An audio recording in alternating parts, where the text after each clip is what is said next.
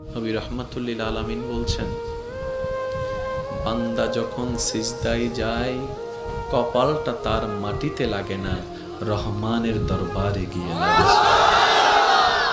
আফসোস আমাদের জন্য সেই সিজদাকে না বুঝার কারণে। আপনাদের মসজিদেও হয়তো অনেকবার আপনারা লক্ষ্য করেছেন, রুকুতে না হয় সিজদাতে না হয় বৈঠকে ইমাম যদি কোনো রকম একটু দেরি করে, 5-10 সেকেন্ড যদি একটু সালাম ফিরাতে দেরি করে কিংবা উঠতে দেরি করে, পিছন থেকে একটা কাশি নামক মিসকল চলে আসে। চলে আসে, ও ভাই তুই কাশলি কেন, তোর কি জক্কা হয়েছে? বলে যে না, ঠান্ডা লেগেছে। না তো কাশলি কেন? বলে যে হুজুরকে একটু সিগন্যাল দিলাম। কিসের সিগন্যাল? বলে যে আমার 3 তাসবিহ শেষ হয়েছে। হুজুর আপনারটা শেষ হলে আপনি এবার তুলতে পারেন, আপনি এবার মাথাটা তুলতে পারেন, আপনি এবার মাথাটা তুলতে পারেন। হুজুর আমার তাশাহুদ শেষ হয়েছে, দরুদ শেষ হয়েছে, আপনার শেষ হলে আপনি এবার সালামটা ফিরাতে পারেন। কিরে ভাই, নামাজ তো মওলার সামনে দাঁড়ানোর একটা সুবর্ণ সুযোগের নাম, নামাজ তো গুনাহ মাফের একটা জারিয়ার নাম, নামাজ তো রবের রহমত পাওয়ার একটা জারিয়ার নাম। এখানে এসে তুই তাড়াতাড়ি করছিস কেন? বলে যে আফসোস, আমি নামাজটা জেনেছি, বুঝার মতো বুঝতে পারিনি। জেনেছে তারা শুধু সপ্তাহে জুমার দিন যায়, আজকে যেমন গিয়েছে 2 রাকাতের জন্য। আর যারা নামাজ বুঝতে পেরেছে তারা তো 5 ওয়াক্ত পড়ে পড়ে হাজার ব্যস্ততার মধ্যে রাতের ঘুমটাকে হারাম করে গভীর রাতে তাহাজ্জুদ নামাজে দাঁড়াইয়া যায়। কাউকে টেনে মসজিদে আনা যায় না। ওরা হচ্ছে জান্নেওয়ালা, আমার মতো আপনার মতো।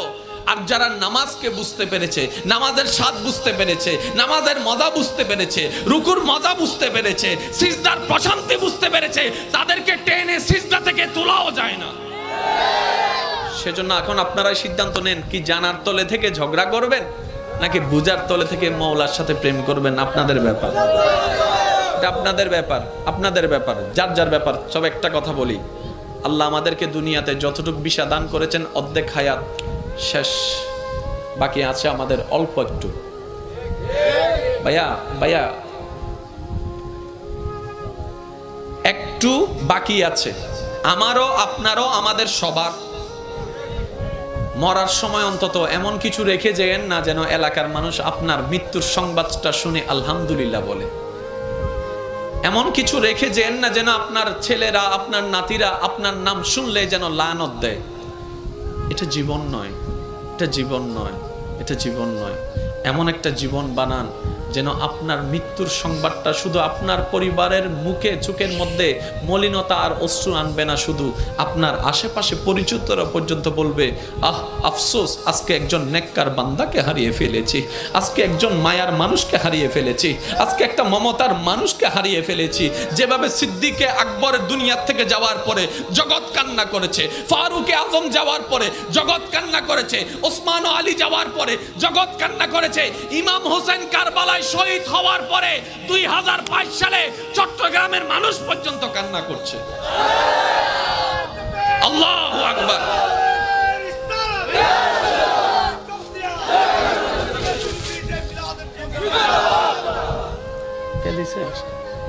কে দিছে এটা?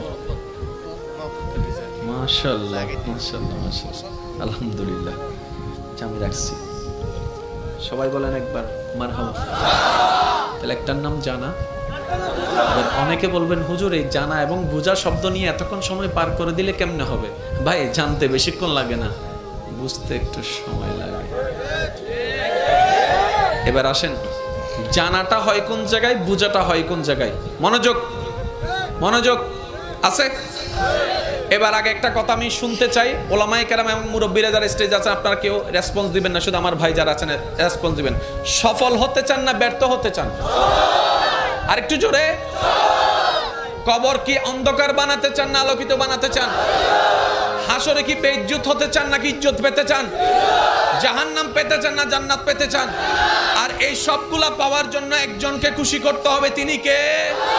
সুতরাং আল্লাহকে যদি খুশি করতে মনেই চায়, তাহলে কিছু কাজ করতে হবে, কিছু কাজ বাদ দিতেও হবে। এমনি তার হবে না, কিছু কাজ করতে হবে, কিছু কাজ বাদ দিতে হবে। এবার আসেন, জানা আর বুঝা। আমরা জানি কোন জায়গা থেকে আর বুঝি কোন জায়গা থেকে, এই জিনিসটা একটু আইডেন্টিফাই করার দরকার। আচ্ছা আচ্ছা, এটা কি?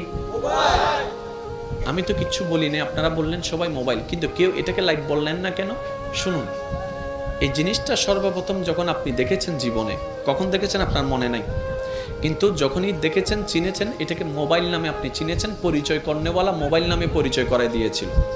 ওই দিন থেকে আপনার চোখের ক্যামেরা সেটাকে ছবি তুলেছিল। ওই চোখের ক্যামেরাটা ছবি তোলার সাথে সাথে সেটা মেমোরি কার্ডে সেভ হয়েছে। আর মেমোরি কার্ডে সেভ হওয়ার সময় এখানে লেখা ছিল মোবাইল। সেজন্য আপনার ব্রেন যতদিন ঠিক থাকবে, আপনাকে জিজ্ঞেস করার সাথে সাথে আপনি মোবাইল বলবেন। যেদিন এটা নষ্ট হয়ে যাবে, যখন সব সফটওয়্যার সবগুলো আউলা জাউলা হয়ে যাবে, মেমোরি কার্ড যখন ফরম্যাট হয়ে যাবে, সেজন্য পাগলকে বললে পাগলে চিনে না, কই মোবাইল দেখাইলে সে বলে যে লাইট, লাইট দেখাইলে বলে মাইক্রোফোন, মাইক্রোফোন দেখাইলে বলে বলি গড়ি। ব্যাপারটা কি? কারণ ওখানে সিস্টেম সবগুলা নড়ে গিয়েছে।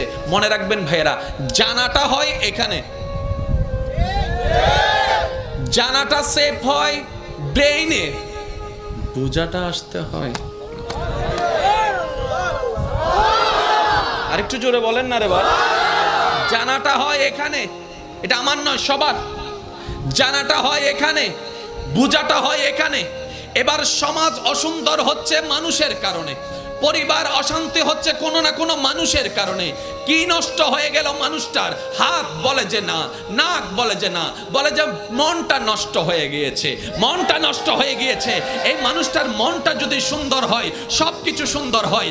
মাকে জানলাম, বাবাকে জানলাম, স্বামীকে জানলাম, স্ত্রীকে জানলাম, বড় ভাইকে জানলাম, ছোট ভাইকে জানলাম, ন্যায় কি জানলাম, অন্যায় কি জানলাম, ভালো কি জানলাম, খারাপ কি জানলাম। পারি না কেন? বলে যে মন থেকে বুঝাটা হয় নাই, মন থেকে বুঝাটা হয় নাই। যখন আপনার জানাটার সাথে মনের বুঝাটা চলে আসবে, আপনি তখন বুঝতে পারবেন আপনার জান্নাত।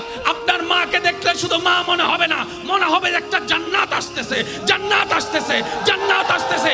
বাবাকে দেখলে মনে হবে না বাবা আসতেছে, মনে হবে জান্নাতের দরজা দাঁড়ায় আছে। আল্লাহু আকবার।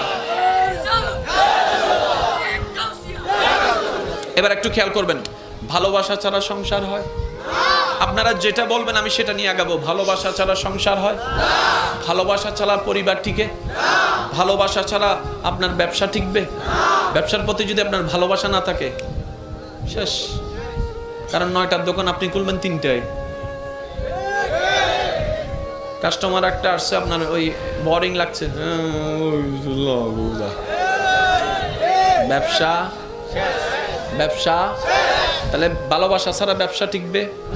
আপনার যে চাকরি করেন সেই চাকরির প্রতি আপনার যদি ফিলিংস কাজ না করে, চাকরিতে যাওয়ার ইচ্ছা থাকবে না, না গেলে 3-4 দিন আপনার চাকরি শেষ। তাহলে ভালোবাসা ছাড়া চাকরি টিকবে? জোরে বলেন না, ভালোবাসা ছাড়া চাকরি টিকবে?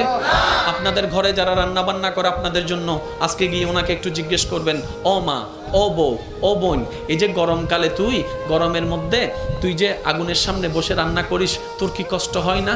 এত কষ্ট তুই সহ্য করিস কেন? তখন স্ত্রী বলবে, স্বামী তোমার জন্য, স্বামী তোমার জন্য, স্বামী তোমার জন্য।